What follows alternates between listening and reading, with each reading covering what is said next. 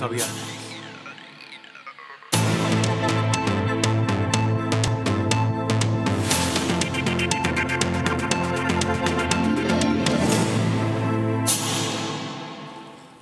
Hola a todos, ¿cómo les va? Bienvenidos a DTV, el periodismo en el Congreso. Día primaveral, pero lleno de información que rápido va a dejar, no flores en el camino, sino noticias en el camino. ¿Cómo andas, Vero? ¿Qué tal? ¿Qué metáfora? ¿Qué inspiración?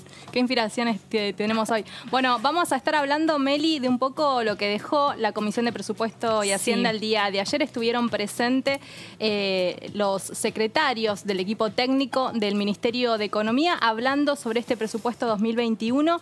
Un dato muy importante que vamos a estar indagando durante el programa es que van a haber más de, o el presupuesto 2021 cuenta con dinero para 22 millones, para más de 22 millones de vacunas, de dosis de vacunas contra el COVID-19. Así que vamos a estar hablando un poquito sobre esto. En un ratito vamos a detallar y también vos tenés un informe muy especial porque vamos a profundizar en el presupuesto 2021 y todo lo que tiene que ver con la partida asignada a la salud. Vero trae un informe especial, así que en un ratito nada más también lo vamos a charlar con especialistas. ¿Cómo te va, Pato? Muy bien, estaba escuchando lo que decías, Meli, lo que decía también Verónica, porque hay un tema que me parece que es clave, que lo planteó, casi te diría de manera silenciosa, un diputado que es médico. Cuando vino el ministro Martín Guzmán y es Eduardo Balibuca, exintendente de Bolívar, médico de profesión, donde él le preguntó en su momento a Guzmán, le dijo, a ver, ministro, todos los cálculos y pronósticos son para un COVID-19 que se estima y se supone que en febrero o marzo va a tener vacuna. Claro. Porque el gobierno está diciendo va a haber un montón de recursos que este año están siendo destinados a la pelea contra el COVID y que el año que viene van a ser, afortunadamente, van a tener otro destino. Ahora, la consulta es que no hubo una respuesta contundente. ¿Qué pasa si en febrero o marzo no tenemos solución concreta y contundente para el COVID, como está pasando en Europa? Claro. ¿Qué pasa si todo sigue hasta septiembre? ¿Cuáles son los recursos? Bueno, la respuesta de Guzmán fue, esperemos que sea al revés. Esperemos que en marzo tengamos una salida y si no, habrá que revisar los números. Pero me parece que es un tema fundamental desde lo sanitario y desde lo económico. Así que bueno, de eso vamos a estar hablando hoy. Claro, y ya está ahí del otro lado escuchándonos el diputado Yedlin, que sabe muchísimo de estos temas, sabe muchísimo de vacunas, sabe muchísimo de COVID y sabe muchísimo también de leyes. Por eso queríamos especialmente contar con su presencia, además porque a las 15 horas empieza a reunirse la Comisión de Acción Social y Salud Pública, de la que usted también, por supuesto, no solo que forma parte, sino que la lidera. ¿Cómo le va, diputado? Gracias por recibirnos. Hola, ¿cómo están ustedes? El gusto de escucharlos y verlos. No sé si sé tanto, pero... Sí, para nosotros un montón. Bueno, vamos a intentar. Bueno, a partir de lo que se empieza a desmenuzar del presupuesto 2021, va a haber una partida asignada, obviamente especial, para en un año muy particular, para todo lo que tiene que ver con el combate del COVID, que como decíamos recién, esperamos de un momento a otro que llegue la vacuna, pero la verdad es que no hay ninguna información certera de cuándo va a llegar la vacuna y también los desarrollos que se están haciendo desde la Argentina para ese propósito, ¿no? Sí, a ver, de los millones de pesos que la jurisdicción salud toma, de las cuales 139.000 son para el Ministerio de Salud de la Nación específicamente, hay un 22% de esos 139.000 millones que son para las vacunas habituales de calendario. Ajá. O sea que este año tenemos garantizado un presupuesto que va a alcanzar para las vacunas de todo el año de calendario. Y un 10% más, o sea que se lleva a un 32% en plata, estamos hablando de cerca de 31.000 millones de pesos en vacuna de calendario y casi 11.000 millones de pesos solo previstos para la vacuna COVID, que obviamente se prevé en el presupuesto. Tenemos que esperar que la vacuna sea efectiva, sea segura, supere todos los test de eficacia y de seguridad, que ojalá sea lo antes posible, y ya está previsto en el presupuesto para poder dar respuesta a una vacunación de cerca del 10% de la población argentina, o sea, que 4 millones de argentinos sí o sí reciban esta vacuna inicialmente.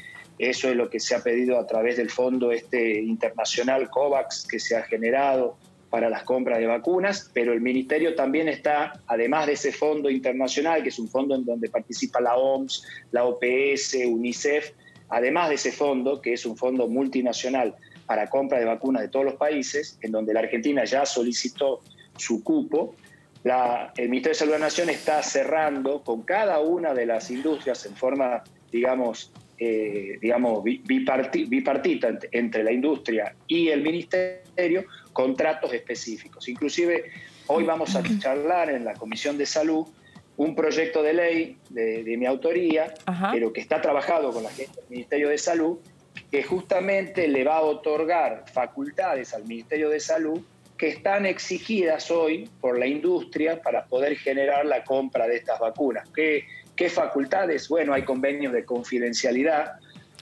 hay convenios que la industria necesita también en este momento de prórrogas de jurisdicción en caso de problemas legales, o sea, se le exige a los países que compran que deleguen su capacidad soberana jurisdiccional en temas legales, otorgándole esto a la industria, e inclusive también en los temas de indemnizaciones patrimoniales se debe acordar con cada una de las industrias qué porcentaje van a ser pagados por la industria, qué porcentaje va a asumir el país que toma esto. Recuerden que es una situación absolutamente excepcional. O sea, poder estar comprando vacunas antes que las vacunas estén autorizadas o registradas.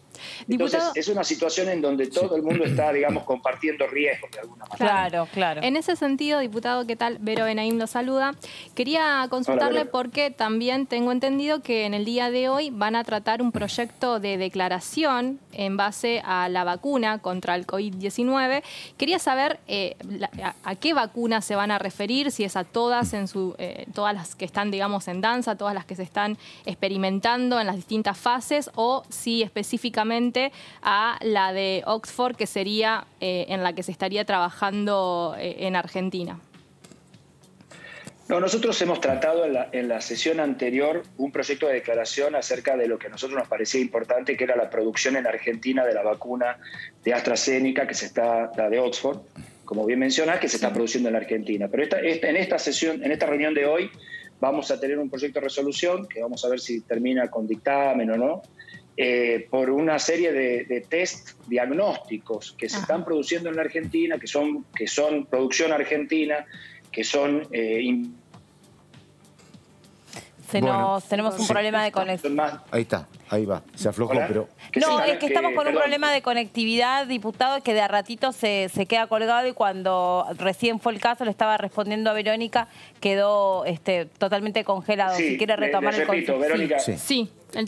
Básicamente vamos a hacer un proceso de declaración de 5 tipos de test diagnósticos que son productos argentinos, que hoy ya están autorizados por ANMAT, que se están usando en la Argentina, y que nos parece importante desde la Cámara, desde la Comisión, hacer un reconocimiento a los científicos argentinos y a la producción argentina de este tipo de resultados, porque no es solamente la vacuna para luchar contra la epidemia, gran parte del arsenal diagnóstico es fundamental. Entonces hoy vamos a tener eso, vamos a tener la presencia también de una industria extranjera que ha traído un test nuevo, que es este test de búsqueda de antígenos que habrán escuchado, que se hace parecido al PCR, o sea, con un hisopadito nasal, pero que el resultado está en 15 minutos. ¿Y cuáles serían los otros? Totalmente ¿Cuáles serían los otros 4? Para entenderlo, digamos, ¿no? Para repasarlos. Hay cinco que son test argentinos, que son en general de búsqueda de anticuerpos. Hay distintos laboratorios, etcétera. Hoy se van a nombrar todos. Pero eso es por un lado. Y por otro lado, en este caso va a venir gente de CONICET y todo a mostrarnos uno de ellos, que es uno reciente, que recién ha sido autorizado por ANMAT. Y por otro lado va a haber una industria también internacional que nos va a mostrar este nuevo test, que es de búsqueda de antígeno, no de anticuerpos, que se hace como la PCR, o sea, se busca en la nariz con un hisopito, pero el resultado no requiere un termociclador, ni un proceso tan complejo, ni una cámara de bioseguridad como la PCR, que suele demorar 4 a 6 horas, sino que en 15 minutos da un resultado. Tiene, por supuesto, una fiabilidad un poquito menor, pero es lo bastante específico y sensible como poder usarlo en campo, y eso nos va seguramente a permitir mejorar el control de la pandemia. Diputado, ¿cómo le va? Carlos Méndez lo saluda, buen día. Diputado, Hola, Carlos. una consulta que yo creo que tal vez es más para el Ejecutivo que para un diputado, pero lo que pasa es lo siguiente, digo, cuando afortunadamente los muertos y los contagios eran pocos en la República Argentina, hablo de hace 4 o 5 meses, incluso hasta hace un mes, había un acompañamiento, había mucha información, había un proceso explicativo que decía, bueno, esto está concentrado en la capital, tal vez se expanda, se va a llegar al pico, cuando el pico en un momento se dé, va a comenzar una bajante. Pero ayer tuvimos prácticamente 14.000 contagios y tuvimos 400 muertes. Y la verdad que el tema está un poco responsabilidad periodística, está como desaparecido en los medios y también falta acompañamiento oficial. Se ven menos voces explicando dónde estamos y si se sabe cuánto se termina esto. ¿Usted cómo lo ve? Y bueno, nosotros desde el interior de la Argentina, desde Tucumán, queremos expresar nuestro acuerdo con tu posición. De pronto la sensación que tenemos a veces del interior de la Argentina es que este es un tema que empieza a estar superado, empieza a superarse en la ciudad de Buenos Aires y entonces empieza a perder voces en los medios nacionales. Sí. Y en realidad nosotros en Tucumán en este momento estamos en el peor momento desde que comenzó la pandemia, por lejos. Y Córdoba y Santa Fe y Río Negro también, efectivamente, sí. Exactamente. Entonces la sensación es que lo que pasa en la Argentina muchas veces es que aquellas cosas que no pasan a ciertos metros alrededor del obelisco empiezan a perder por lo menos notoriedad periodística. Pero bueno, ustedes por ejemplo no, y estamos haciendo el esfuerzo de explicar. Hoy nosotros estamos viviendo la situación que ustedes vivían en la ciudad de Buenos Aires unos meses atrás, cuando no sabían hasta dónde iba a llegar, cuando las camas de terapia intensiva empiezan a ser cada vez menores, cuando la tensión en el sistema de salud se hace agobiante, y eso es lo que estamos viviendo. Y por eso muchas provincias están tomando decisiones de cierres de 15 días más graves, porque no tenemos otra herramienta, y la vacuna todavía falta bastante para la vacuna, con lo cual lo que estamos haciendo es esto. Diputado, una consulta respecto a los test o a los testeos, el PCR específicamente. Si existe o va a existir algún tipo de reglamentación, porque en algunos lugares o en la mayoría se están cobrando y demasiado caro. A veces las obras sociales no los otorgan como deberían otorgarlos. Y hay muchas quejas, o al menos a mí me han llegado de distintos, incluso puntos del país, donde me dicen que de 3.000 a 7.000 pesos tienen que pagar para poder hacerse un hisopado, sobre todo ahora con algunas condiciones para poder ingresar a distintas localidades.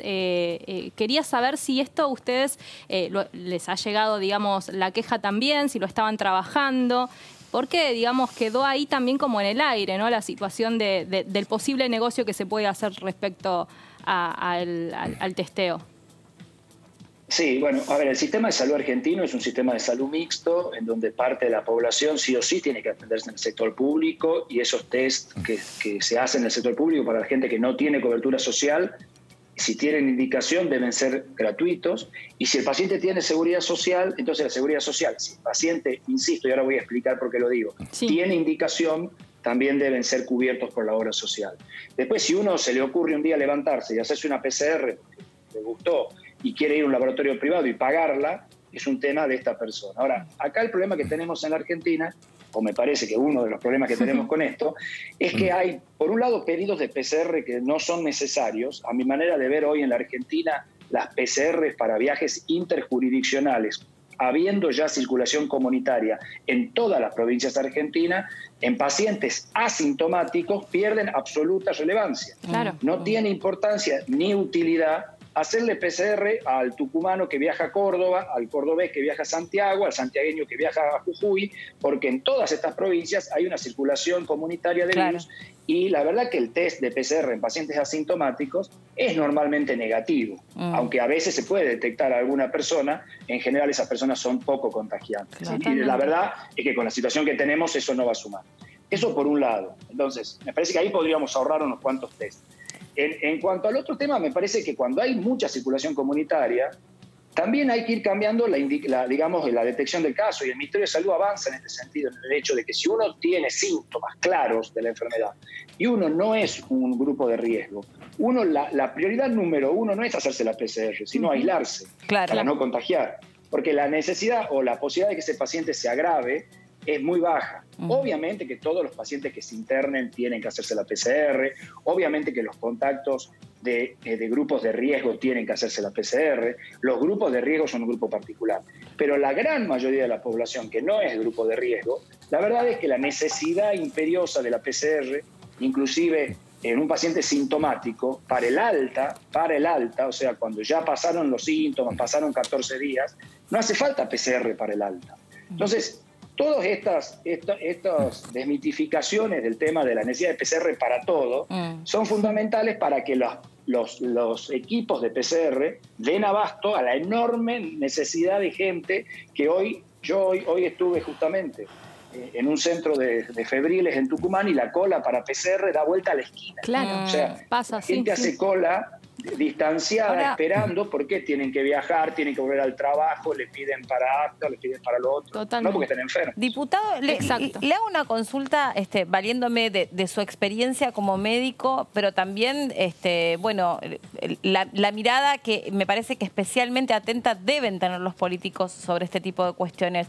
¿A usted en términos generales le parece que se gestionó bien el recurso de la cuarentena? Bueno, a ver, yo creo que tuvimos momentos y momentos. Yo creo que la primera cuarentena, la inicial, que fue muy valiente porque fue muy al comienzo, fue muy importante para que Ciudad de Buenos Aires y sobre todo el AMBA se prepararan para lo que después vino.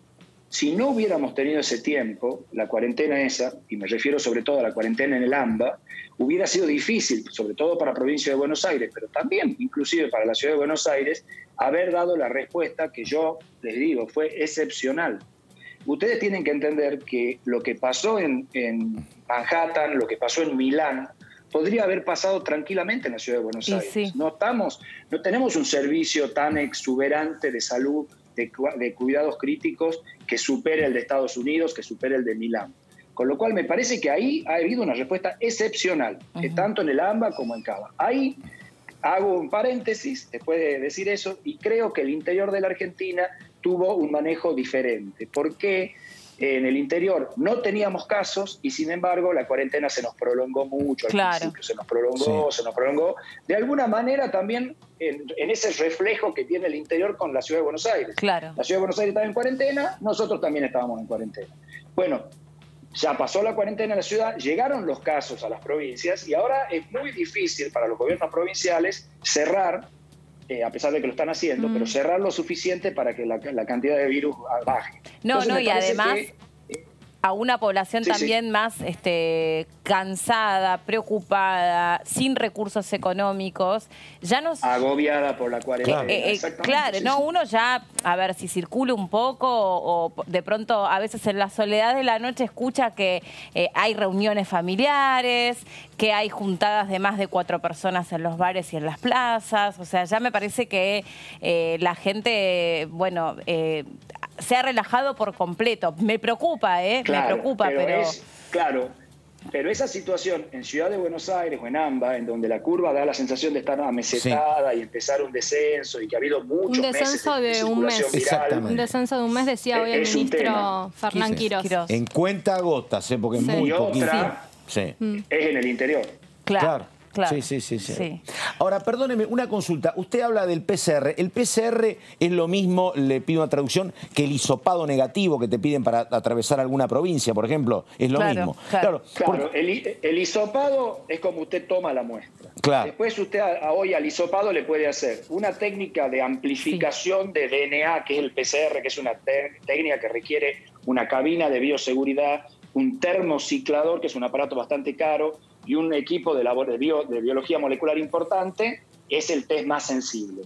Ahora, usted se puede hacer el hisopado y hoy se puede hacer un test de antígeno, que es un test muy rápido. Una de los que vamos a tener hoy en la sesión van a explicar este test, que en 15 minutos da un resultado bastante cercano en el sentido al PCR, o sea, esa persona positiva contagia. Pero señala, es muy útil. Señala solamente si en ese momento la persona tiene COVID.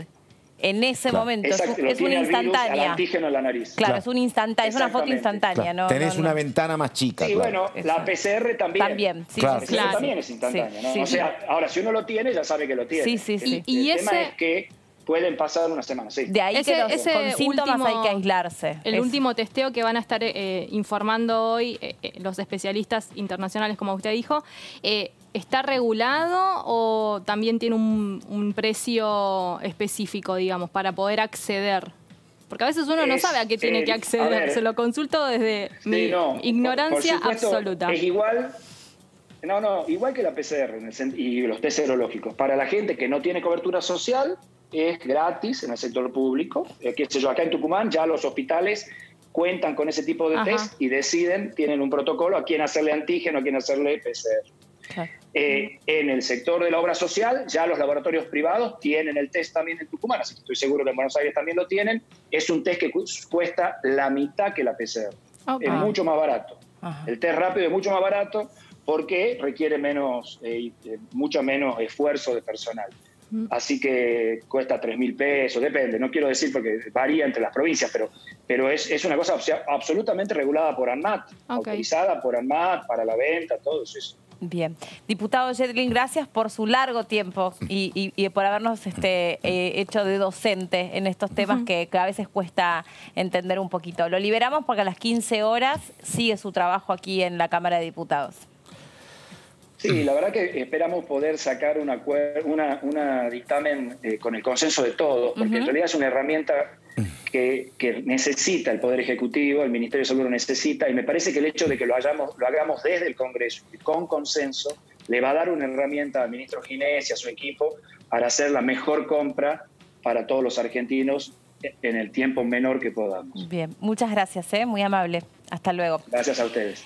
A las 15 horas entonces se reúne la Comisión de Acción Social y de Salud Pública para darle un reconocimiento especial a todos los trabajos investigativos de cara a la vacuna contra el COVID. Recién lo explicaba el ex ministro de Salud, Yedlin, y el diputado. Sí, por eso siempre mi confusión. ¿Cuánto que sabe? Qué hombre interesante para escuchar. Y te digo una cosa, dos temas. Primero que la verdad, hubo coincidencia en la mirada, pero me parece que acá, yo que a veces soy muy crítico de los medios, esto no es responsabilidad de los medios sacarlo. Hoy, de hecho, en un par de diarios estaba el tema de los 400 muertos y 14.000 contagios. Me parece que la verdad, desde el gobierno nacional, falta hacer más hincapié en el tema, ¿no? Claro. Bueno, ahora no hay conferencia de prensa a la mañana. A ver, digo, a nadie le gusta dar malas noticias y nadie tiene claro qué decir. Hace 7 meses que dicen vamos a llegar al pico y no llega nunca. Me parece que nadie está cómodo con eso. Pero efectivamente, él lo contaba desde Tucumán, digo, estamos con una cifra malísima, durísima. Primero decíamos vamos a llegar a 10.000 y después estamos en 14.000. Es un montón, ¿viste? Y sin embargo hay mucho menor hincapié en el tema ahora que hace 6 meses o 4 meses cuando los casos eran contados. Y no es un solo tema de los medios. Es interesante. Y alguien que nos explique. Esto, digo, me parece que ahora hace falta, vos siempre haces hincapié en lo psicológico. Es muy duro seguir con esto para cualquiera. Ahora es mucho más complicado que hace 5 meses. Sí. Tenemos menos respuestas. respuestas. A mí me da la sensación que claro, que aunque haya pocas respuestas, eso no tiene que habilitar a que no haya información. Claro. Una cosa es que vos no tengas la bola de cristal respecto de las cosas que van a pasar o cuándo van a pasar, cuándo se va a llegar al pico, cuándo van a poder volver los chicos a clase, cuándo vas a volver a alguna normalidad, pero hay cosas que vos ya podés ir administrando en cuanto a lo que se refiere a la gestión de una crisis que es una crisis mundial, porque esta pandemia es una crisis mundial. Totalmente. No se circunscribe en la Argentina, pero vos tenés que aprender a gestionarla. Y también tenés que, perdón, Vero, sobre eso que dice Pato, también tenés que entender algo que, por ejemplo, en redes sociales se estudia mucho, o en marketing, que es poder escuchar el humor social. ¿Qué te está indicando eso? Que no es menor, que después te inclina un montón de balanzas. No, y se han quemado los libros de todo. Mira, hoy veía una foto, perdóname, Vero, de el barrio gótico de Barcelona. No había nadie, ¿me entendés? Digo, ellos llevan más meses que nosotros. Es una cuestión muy conmocionante para todos. Pero acá la verdad yo necesitaría algún brujo de la tribu, algún médico o médica que explican tan bien, que me diga, mira, pasa esto, que me vaya guiando. Como que desaparecieron, ¿no? Los brujos de la tribu. Exactamente. Les quería decir en ese punto, ¿no? Sobre todo, también los funcionarios, ¿se acuerdan que las primeras semanas, al menos, el Congreso fue una casa fundamental para que pasen todos los funcionarios y expliquen cómo está la cuestión sanitaria, cómo está la cuestión de seguridad, cómo está la cuestión de desarrollo social, ANSES? Es como que de acá a esta parte quedó como un vacío, ¿no? ¿Cómo continuaron esas políticas? ¿Cómo continuaron? ¿Sabes qué pasó? ¿Sabes qué pasó? Pasó que, la verdad, todo el personal sanitario tenía una posición absolutamente pro salud. Si hubiese sido por ellos, no había apertura de nada. Claro. Y como razonablemente perdieron porque no se sostenía más, ¿me entendés? Dijeron, mira, yo si es por mí lo dijeron, yo no te abro nada, te lo siguen diciendo ahora, pero, viste, vamos a abrir y esto va a ser peor. Igual yo quiero decir algo sobre eso. Sin herramientas han quedado ahí y bueno, ha ganado lo otro y me parece que nadie hoy te explica esto que es muy difícil y muy complejo y agravado. Bueno, igual yo quiero decir algo sobre eso. Yo creo que está bien, es un simplismo periodístico, que lo tomo desde ese punto de vista, no creo que estés virtiendo una opinión sobre, son pro salud. ¿Quién puede no ser pro salud? Todos somos pro salud. Lo que me parece que también es, ¿qué define la salud? ¿La salud es solamente, estrictamente lo sanitario o también comprende los aspectos del sociocomportamiento, la psicología emocional? ¿Qué es lo que termina siendo una persona, por ejemplo, deprimida, encerrada, aislada? Entonces me parece que cuando ponemos la mirada en lo sanitario, yo humildemente creo que fue demasiado sesgada esa mirada sanitaria, a donde solo se atendieron algunos indicadores. Sí, yo coincido, ellos te decían, no hay otra, te decían. Puede ser, ellos te decían, no hay otra. Es como el deber ser. Lo hemos hablado, ¿viste? Sí, yo te decía, tenés 10 meses de yeso. 10 meses no puedo y no tenés otra, te decía. Y me parece que sigue siendo la posición, y como no pudo ser respetada, hoy hay un retroceso en lo que dice Verónica. Hoy no tenés a nadie que te esté explicando. Sí. Porque tampoco saben qué va a pasar, No. Exactamente. Incorporamos en esta discusión al diputado Rubén Mansi de la Coalición Cívica de la provincia de Catamarca. Nos está escuchando ahí del otro lado. ¿Cómo le va, diputado? Buenas tardes. ¿Qué tal? Buenas tardes, ¿cómo les va? Muy bien, muy bien. Acá queriendo resolver el mundo nosotros. Lo que pasa es que no nos han votado. Está complejo, está complejo.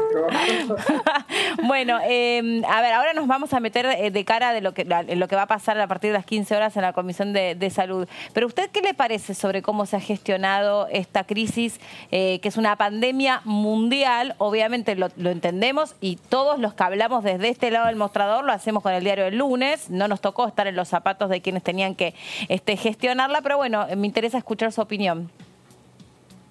Yo, en mi opinión, se las dije en este canal hace unos meses, que yo creía que el presidente estaba errando en una cosa, que se había rodeado únicamente o predominantemente con infectólogos.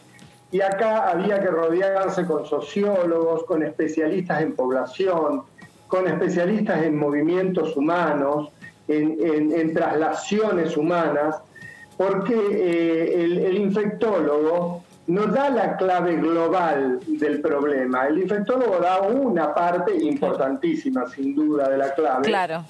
Pero había que ver el impacto social, el impacto a corto plazo, a mediano plazo, a largo plazo.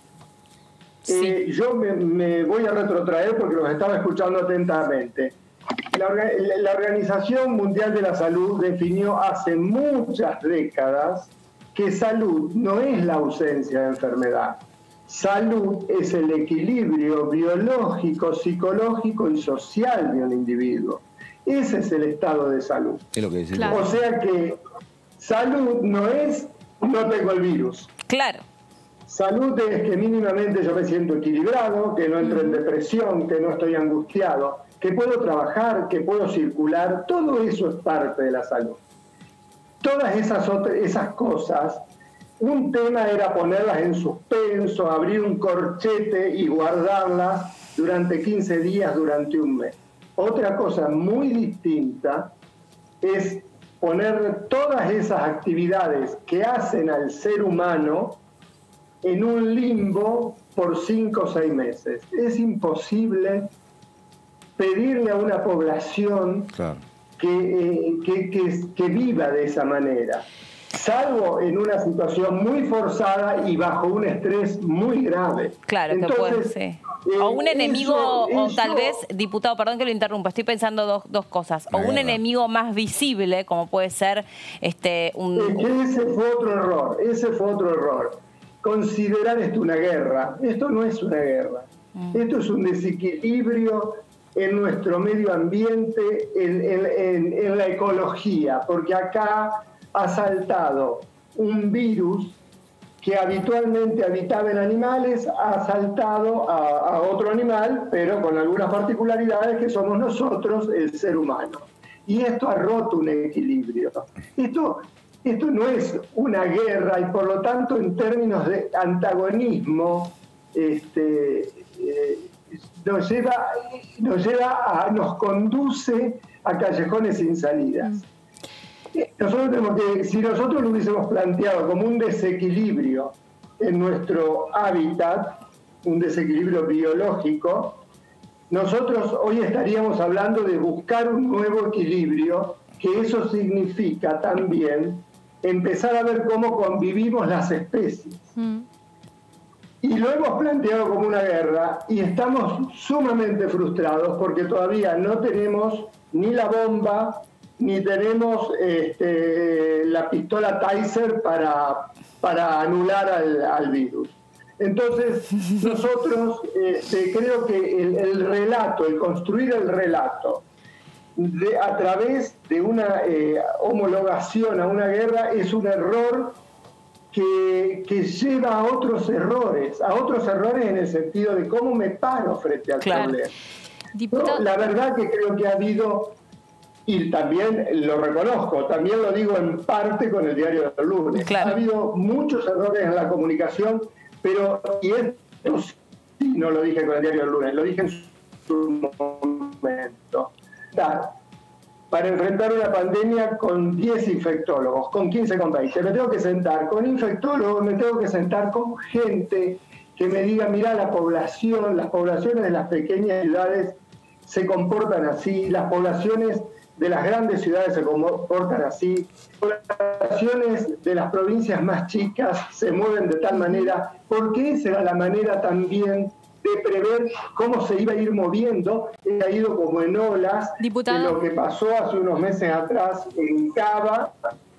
Disculpe que hoy está pasando en Córdoba o en Rosario. Que lo interrumpa para hacerle una consulta. Vero Benaim lo saluda. Sí, discúlpeme.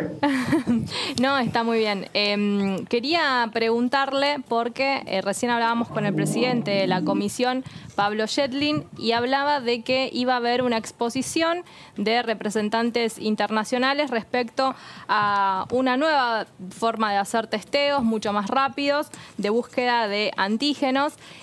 Quería saber qué pensaba de estos testeos, si en Catamarca se están implementando. Leía recién que en Córdoba ya los están implementando. Yedlin nos dijo que en su provincia también. Pero también hubo algunas críticas en Europa, sobre todo en España, porque algunos argumentan que puedan dar falsos resultados. Bueno, no sé exactamente qué tipo de testeo se está hablando, pero el testeo que se hace en Catamarca es el hisopado, el PCR por hisopado.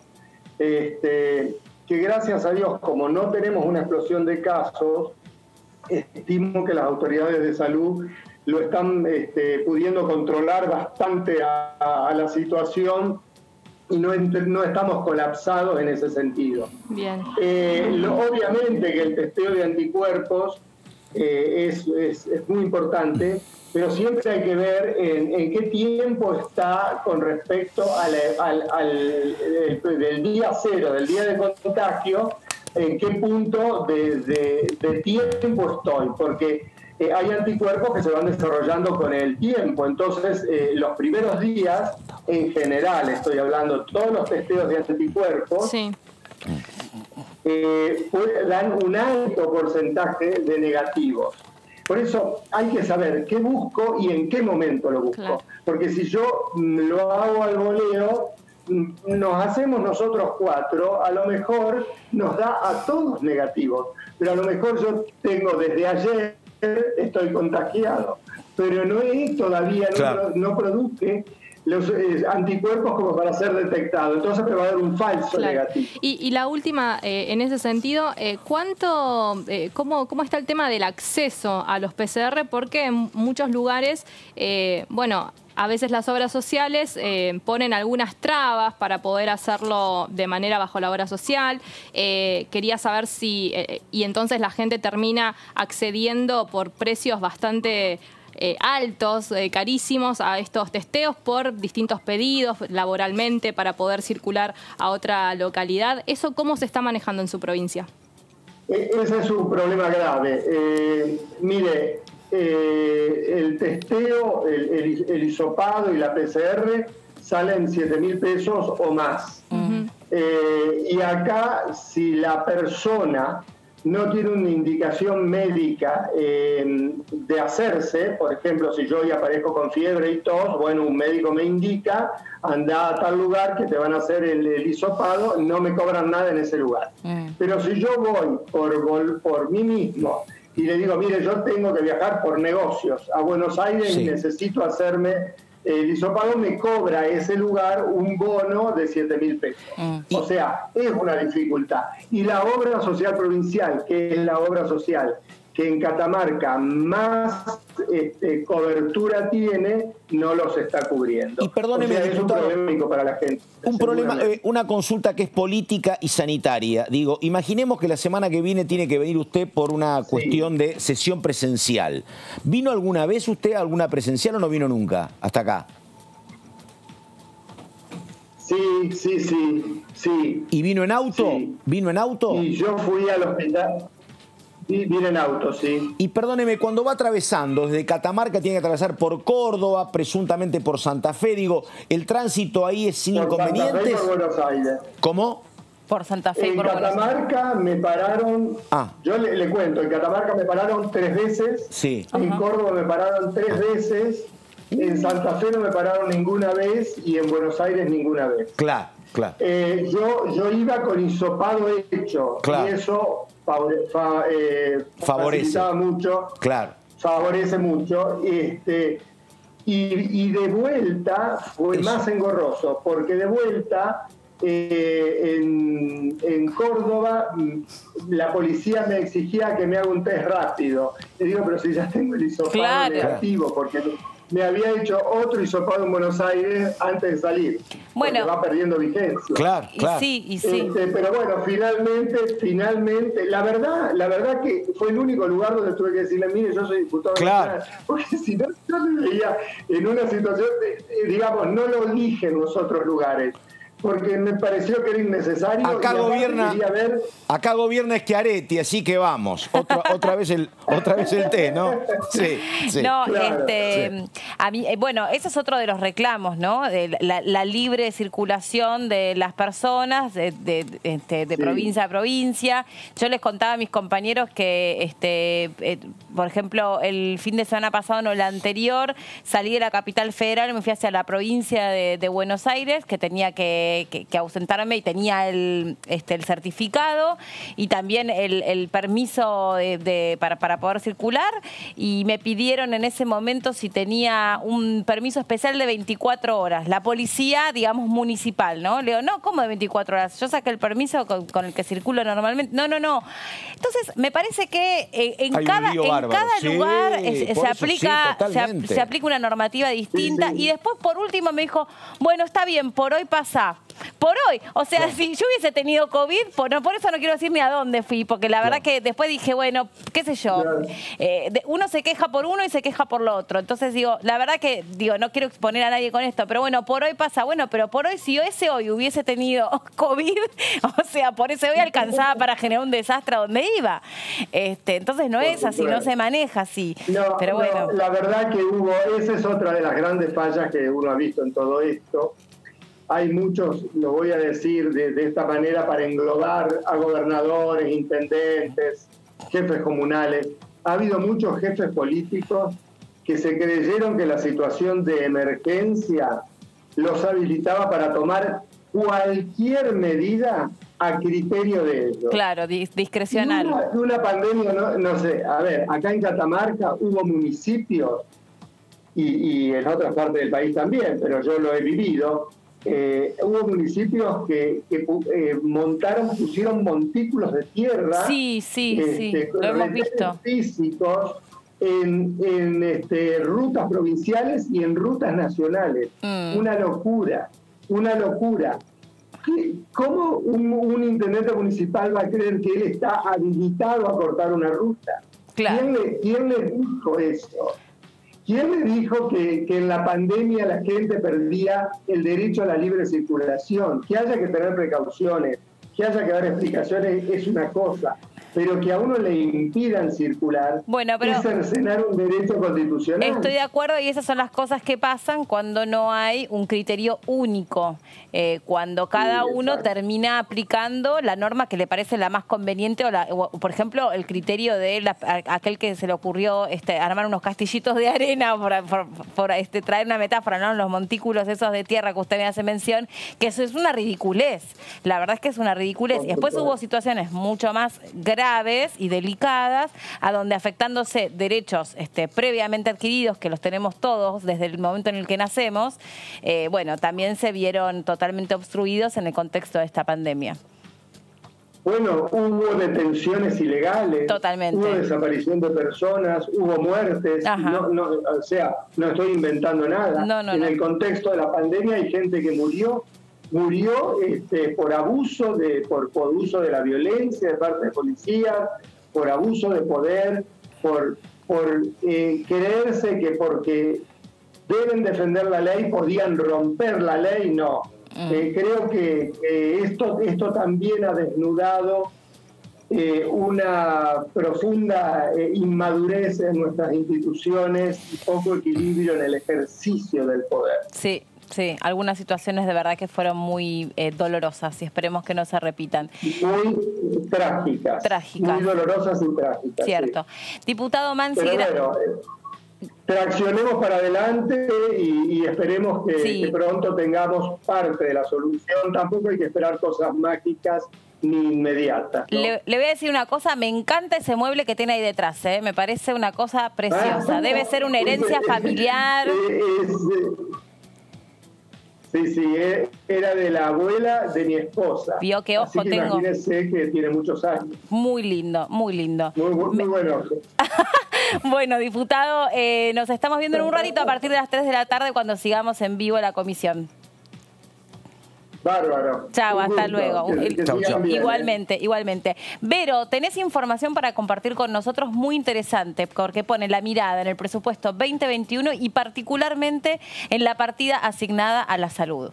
Sí, Meli, a raíz de lo que se presentó en el día de ayer en la Comisión de Presupuesto y Hacienda, donde participaron los equipos técnicos del Ministerio de Economía, es información que brindó específicamente el secretario de Hacienda, Raúl Rigo, y es específica sobre las partidas de salud, que siempre en un presupuesto son importantes, pero en este contexto obviamente que lo es mucho más. Vamos a repasar los objetivos de lo que tiene que ver con este presupuesto. 3 objetivos importantes que marca el gobierno nacional, porque lo que plantea es el fortalecimiento de cara al 2021 del sistema sanitario, pero con la mirada puesta en lo federal y en lo inclusivo.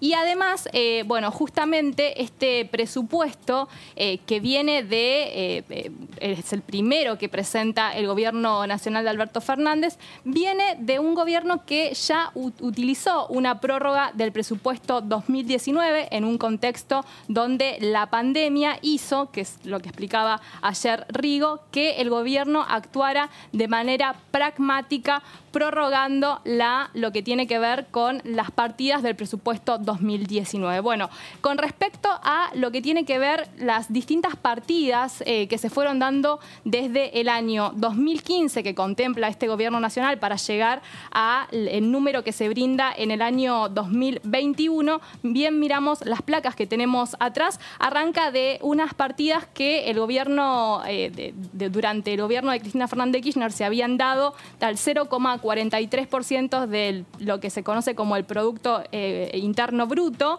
a lo que va del 2019, 0,33%. Recordemos que en el último gobierno de Mauricio Macri, acá ya no había un Ministerio de Salud, sino que se había bajado el rango exactamente a Secretaría. Y en este año 2020, como les decía, hubo una prórroga del presupuesto 2019 donde se utilizó un 20% más del PIB a lo que tiene que ver con la pandemia. 50% se estimó para este 2020 más el 20% por la pandemia. ¿Qué establece para el 2021 el Ministerio de Salud? Es lo que tiene que ver con un 0,53% del PIB. Bueno, la última placa, vamos así.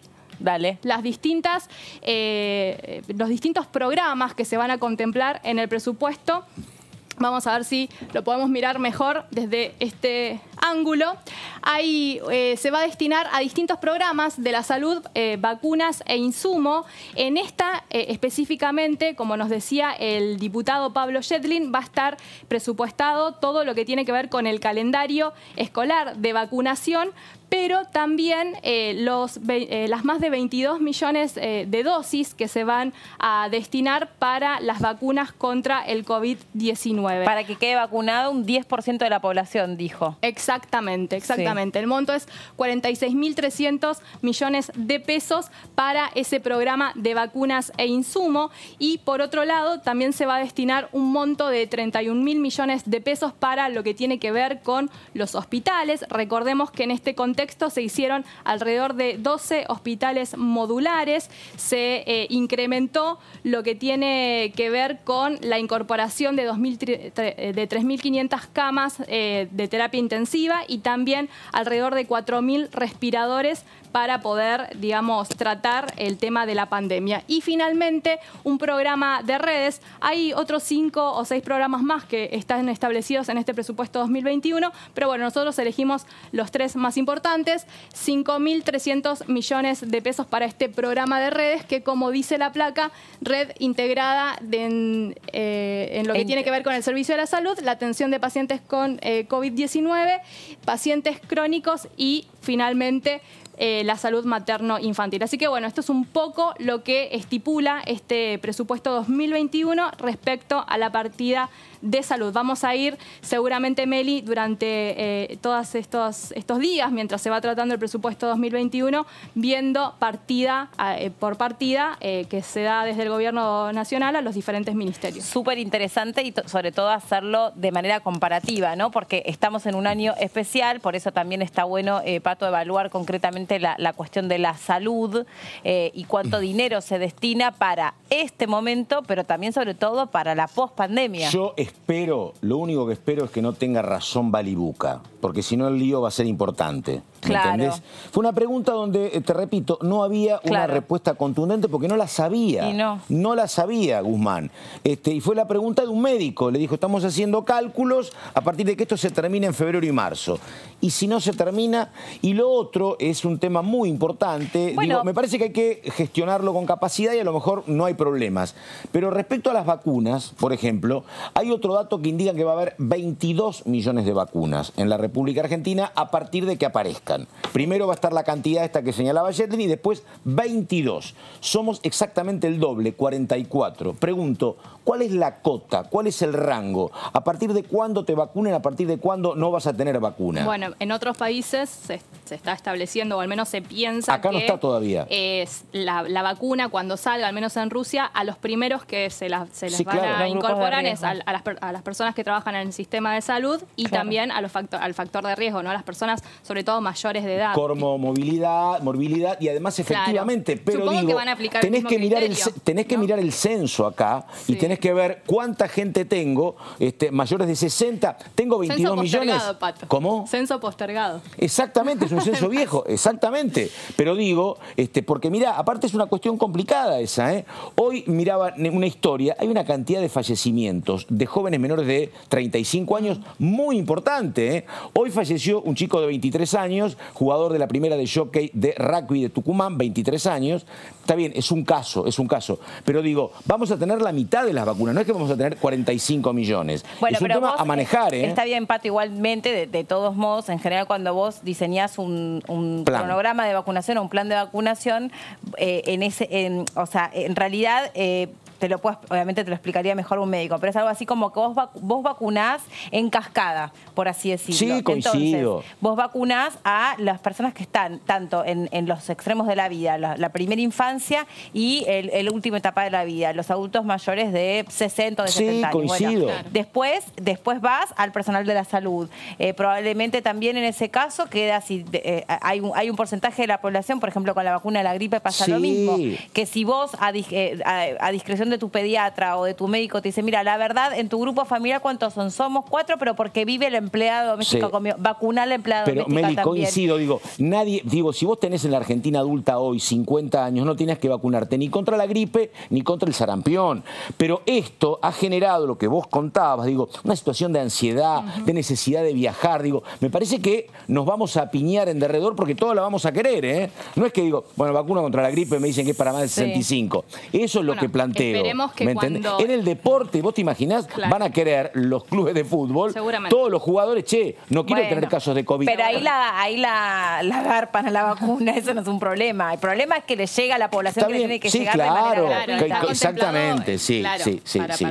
Pero me parece que va a haber una demanda, como en algún momento era la polio, yo creí que iba a haber más vacunas, pero en el mundo van a estar primero la mitad y la otra historia que viene es que a lo mejor necesitas 2 dosis. Sí, porque en general, como es un virus de alta mutabilidad, necesitas seguramente darle seguimiento a alguna cepa, a ver si, por ejemplo, tiene alguna diferencia entre el invierno y el verano, o entre el verano si el paciente es más resistente. Claro. Claro. Pero bueno, es interesante para... las columnas de Vero son muy interesantes porque pueden desagregar un montón de datos que en definitiva después vos los tenés resumidos en una nota en el diario y no te detenés a ver en detalle el número por un número de cada una de las partidas. Así que me parece muy buena idea, Vero. Gracias, de paso te felicito que poder ir conociendo cada una de las partidas que han sido presentadas en ese presupuesto 2021. Sobre todo, claro, los presupuestos que generalmente es muy difícil de explicar, muy difícil de entender, está bueno poder respaldarnos con datos, y en esto, gracias a la producción y a Lucas, que es el que arma la... Gracias a Aptra. Gracias. Está la diputada Rosso del otro lado ya escuchándonos. ¿Cómo le va, diputada? Buenas tardes. Hola, ¿qué tal? Muy buenas tardes. Estamos así, muy agradecidos. Diputada, queremos conocer cuál es, según su punto de vista, los momentos más importantes o significativos de esta larga comisión de presupuestos que tuvo que pasar un cuarto intermedio para el viernes, que recibió el informe de distintos especialistas y expertos, como por ejemplo el secretario de Hacienda, que brindó su propio informe, y demás invitados que contó, que estuvieron ayer participando en esta comisión. Sí, efectivamente, en el día de ayer estuvimos prácticamente 5 horas en la Comisión de Presupuesto y Hacienda, escuchando prácticamente la totalidad de esas 5 horas a los informes que nos presentaron desde el Ministerio de Economía. Creo que ha sido más que interesante los datos. Nosotros ahora estamos comprometidos para enviar algunas preguntas y continuar este encuentro el día viernes. Ha sido una reunión en la cual, en primer lugar, se nos ha presentado cuál es la situación en lo que va desde el año respecto de los gastos que se vienen haciendo, principalmente para afrontar la lucha con el coronavirus desde los distintos aspectos, e ir proyectando en base a cómo es la situación de este año, cómo puede llegar a desenvolverse el año entrante. Y en ese sentido me parece que dentro de las cuestiones más importantes es destacar que tanto el ministro como los miembros como los secretarios que se presentaron ayer han hablado de un presupuesto solidario, con pragmatismo y con mucha prudencia, porque sabemos de que además de haber venido con años anteriores de crisis, el año que viene se puede presentar con ciertas incertidumbres. No sabemos cómo va a seguir la emergencia o la lucha, contra el coronavirus, pero en ese sentido creo que es sumamente destacable estas características que les comentaba que ellos nos decían para ser muy prudentes en el accionar el año que viene y además viendo cómo cuando uno presenta expectativas de un desarrollo excepcional que puede llegar a tener el país y eso no se cumple, como ha sucedido en presupuestos anteriores, que la realidad no se conlleva, eso aumenta aún más la crisis. Entonces me parece que es un presupuesto bastante realista en ese sentido. Bien. Diputada, una consulta, a partir de que usted dice que es un presupuesto realista. Digo, hay un monto importante para el Ministerio de la Mujer, que antes no estaba. Hay un cálculo que estima, ojalá que las previsiones sean las adecuadas, que si se tuvo que gastar mucho en salud, si aparece la vacuna a partir de febrero o marzo, podría tener que haber menos inversión o gasto en salud y ese fondo podría tener otro destino. Pero le pregunto, ¿quién es o cuál es el sector? Es una pregunta que nadie la quiere responder, pero digo, ¿quién pierde? Porque si hay más plata para la mujer, digo, ¿qué sector se recorta respecto al presupuesto anterior? Bueno, en primer lugar, si bien se creó el ministerio, cosa que es sumamente felicitado desde los inicios de la gestión de Alberto Fernández, sigue siendo uno de los ministerios que en sí tienen menos presupuesto. Lo que sí tiene una gran cantidad de gastos son todas las políticas que tienen una mirada vista en el género. Eso es lo que sí se lleva y que es la primera vez, como nos contaban ayer en la comisión, que es la primera vez que se tiende a ver desde una manera horizontal una política pública atravesada desde los distintos ministerios. ¿Qué es lo que, que para mí no es que sea una pérdida, sino justamente una ganancia? Donde menos dinero se va a destinar ahora es en la deuda pública, en el pago de la deuda. Claro, ahí está.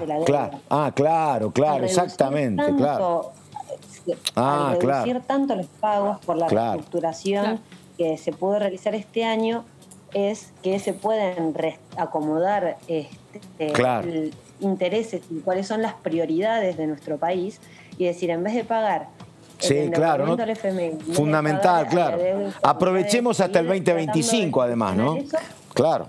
Ahora podemos tratar de ir acomodando todas las prioridades de nuestra Argentina que, según lo que se ve, una de las cuestiones que yo veo al menos que se resalta en este presupuesto y tal como nos presentaron ayer, es justamente buscar maneras de crecer.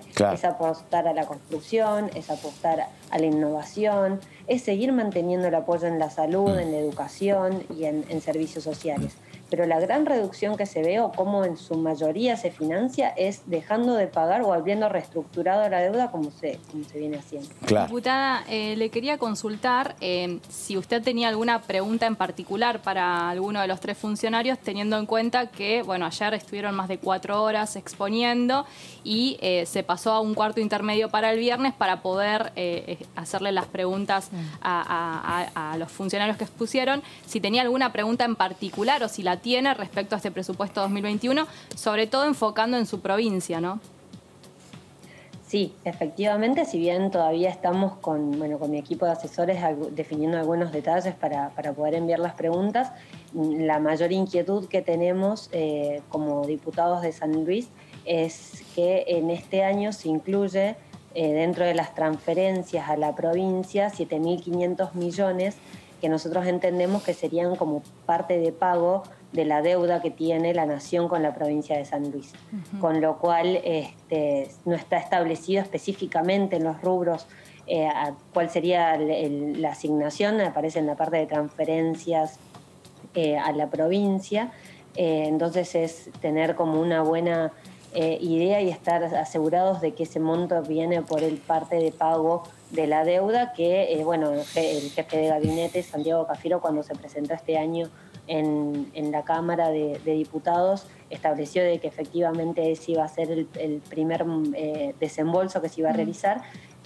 Así que esa es nuestra mayor preocupación respecto de la provincia, porque a lo que respecta al presupuesto provincial estamos hablando casi de un 10% de lo que le ingresa a la provincia de más, con lo cual es Diputada, usted decía recién que el foco del presupuesto, entre otras características que usted destacaba, está puesto en intentar empezar a crecer una vez que esta situación mundial pase, porque obviamente en este contexto que un país crezca, creo que no lo ha logrado prácticamente ninguno del planeta. Sería, no, este año no. Este año no. Sería una cuestión digamos, propia de la ciencia ficción si eso sucediera. Y usted dice, el foco puesto en la construcción, ¿y dónde más?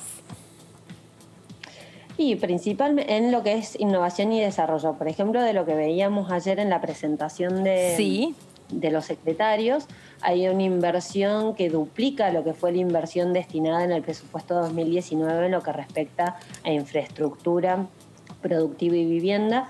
En ese sentido se duplica. Y después todo lo que tiene que ver con innovación y desarrollo, que está relacionado, por ejemplo, a financiamientos de distintas actividades económicas, de desarrollo tecnológico, para generar mayor competitividad a las pymes, todo en ese sentido. Y además en la construcción no es solamente con el plan Procrear, que tiene más de 60.000 millones destinados, sino también en obras de vialidad y en otras obras de energía, etcétera. Bien, diputada Rosso, muchas gracias por este contacto con nosotros, fue muy amable. Nosotros, la verdad que estamos haciendo un trabajo muy minucioso respecto de la discusión que se está dando en la Comisión de Presupuesto y Hacienda, conociendo en detalle lo que allí se discuta, así que es importante que también existe este ejercicio periodístico con los diputados y conocer las incógnitas, las preguntas que ustedes tienen pautadas para los especialistas también.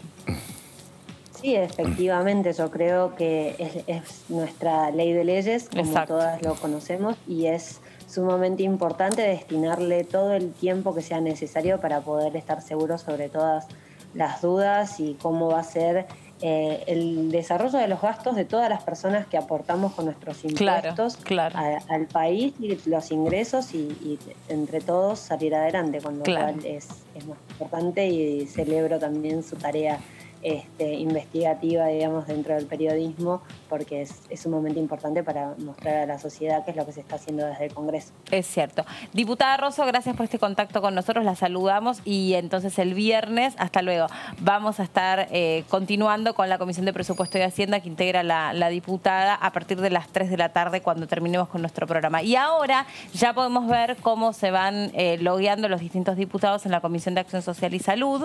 Ahí estamos viendo a las distintas provincias ya conectándose, los distintos despachos o casas convertidas o devenidas en despachos. Ahí vemos la típica foto a la pantalla que toma ahí una diputada para seguramente compartirlo en sus redes. Pato, cosas que pasan. Para mandarle al equipo de modernización a ver si está bien, ok. Pero le iba a consultar a la diputada Rosso y ya nos quedamos sin tiempo. La parte que yo vi, se portaron todos bastante, ninguno se salió de la vía.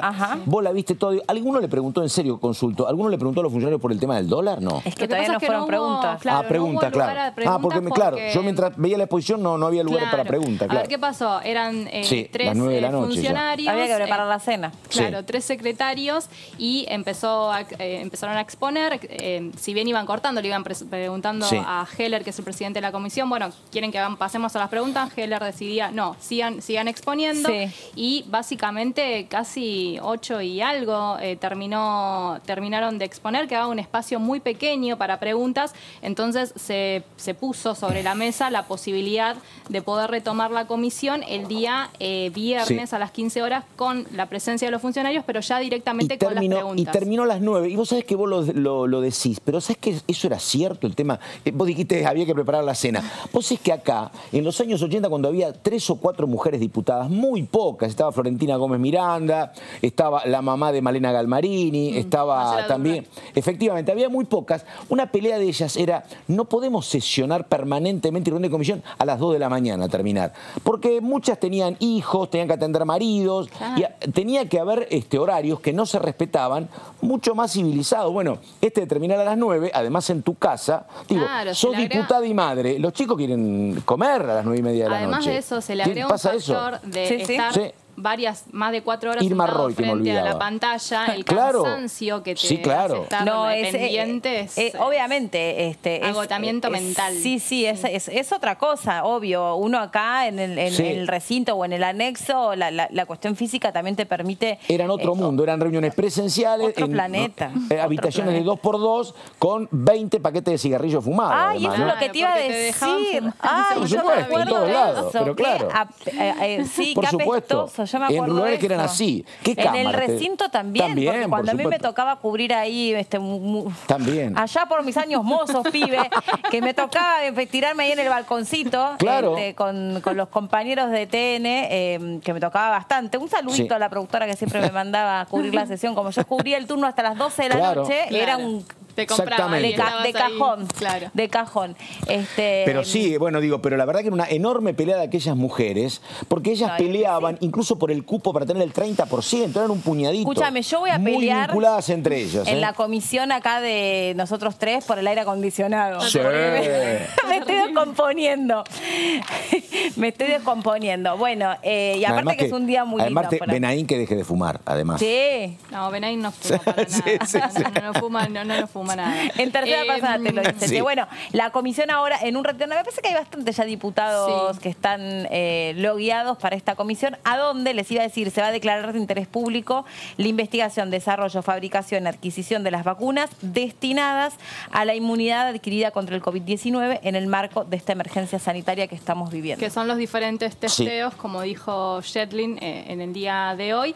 Y bueno, la incorporación de este testeo que él mencionó, yo soy malísima con el tema de los nombres de la salud, así que lo voy a leer. La búsqueda de antígenos, exactamente, que bueno, justo, la verdad que yo no tenía conocimiento, me parece que está bueno poder indagar y escuchar a los especialistas que van a explicar sobre esta nueva forma de testear, y que bueno, como nos había anticipado, es un testeo rápido que en muy poquitos minutos te permite saber si... Que no quiso precisar el costo que tiene, porque también, como ya sabemos, así como hay variación de costos en el precio de la verdura, ni te digo en estas cosas. Pero te digo, lo que dijo Rosso en Catamarca que en la capital federal. Lo que dijo Rosso es fundamental, porque la verdad que yo tenía un agujero, digo, ¿cómo le están dando plata a más ministerios? Van a calcular más gastos en salud. Después están peleando el presupuesto para ciencia y técnica. Pero... Digo, ¿de dónde van a sacar la plata? Claro, me había olvidado de la gestión del ministro Guzmán, que duró eso, al gobierno le duró 24 horas esa celebración, ¿no? Pero claro, si vos tenías que pagar las deudas contraídas por el anterior gobierno para este año, era imposible. El endeudamiento siempre se lleva un gran porcentaje. Exactamente, pero digo, no vas a pagar, ojo, lo estás pateando para adelante, no es que la deuda desapareció, pero de mínima 5.000 millones de servicios de deuda de dólares, de mínimo, pudiendo llegar a 10.000, ¿eh? Y también... Esto te da una tranquilidad importante, pero como le dijiste vos, crecé, porque mirá que el 25 tenés que pagar, así que tenés que tener más dólares, producirlos, para que no te maten en 4 años o en 3 años. Porque si no después la vamos a terminar pagando con impuestos, que por ahora eso está como tamizado, pero ahora resulta que no son 12.000 personas, por ejemplo el aporte solidario extraordinario son 9.000 y pico, 9.200. Casi 9.800. ¿Cómo? Casi 9.800. Claro, casi 10.000 personas, sí. Entonces después vos sabés dónde termina apretando el zapato, cuando hay que poner en marcha un país. Y hay que ponerlo, o sea, no hay miradas demasiado innovadoras o creativas, ¿viste? La economía tiene dos perspectivas, 2 puntos de vista. O estás parado en una vereda o estás parado en la otra, o le quitas a los que más tienen o... Sí, hay una síntesis que debería ser volver a crecer, porque mirá, el tema es que la verdad, el PBI... ¿Cómo? Es la intención. Yo creo, te digo una cosa, no es falso optimismo. Se ha caído tanto este año, un poco por la herencia, otro poco por la pandemia, que casi obligadamente cuando la pandemia amaine y vos te pongas a fabricar chupetines, algo va a crecer la actividad económica. Claro. Ahora, con eso no te alcanza, tenés más cosas, pero creo que casi es natural, es como el 2001. En el 2002 ibas a crecer. Hablando también de salud, porque en un ratito ya le vamos a dar paso a la Comisión de Acción Social y Salud, y para vincular todo, también vas a tener un gran alivio del Estado cuando no tengas que seguir sosteniendo ayuda social vinculada a la pandemia. Otra ayuda social la vas a tener que sostener mucho más de lo que habías previsto. Hay algo que está contando, con lo que está contando el gobierno y que lo tiene muy previsto. Ayer se hizo mención en la presentación del presupuesto 2021 y es que definitivamente salga la ley del aporte extraordinario en el Congreso de la Nación y que estos alrededor de la plata son 300.000 millones. 700 y pico de personas puedan hacer ese aporte y con eso ir destinando, como ya lo hemos explicado, en los distintos sectores donde se estipula según el presupuesto que va a ir ese dinero. A ver, el gobierno cuenta con esto, no es que está especulando con esto. No. Lo tiene como un cuenta hecho. Con eso y cuenta también con que por dos motivos claves el campo empieza a liquidar. Necesitan que el campo empiece a vender.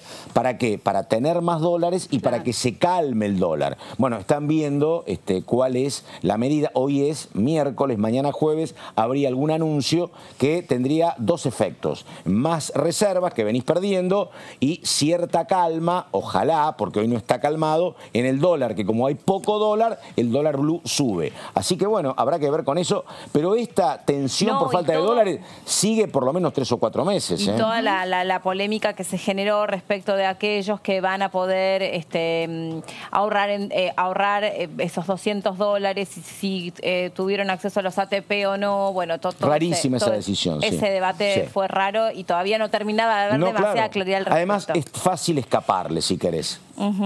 Bueno, ahora sí, ya le damos paso a la Comisión de Acción Social y Salud. Se quedan ustedes con la transmisión de DTV. Nosotros nos reencontramos mañana. Chau.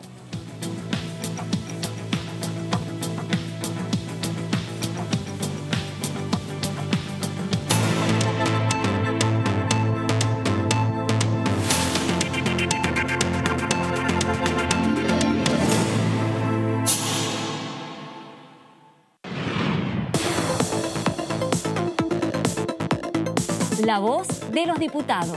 La voz de las diputadas.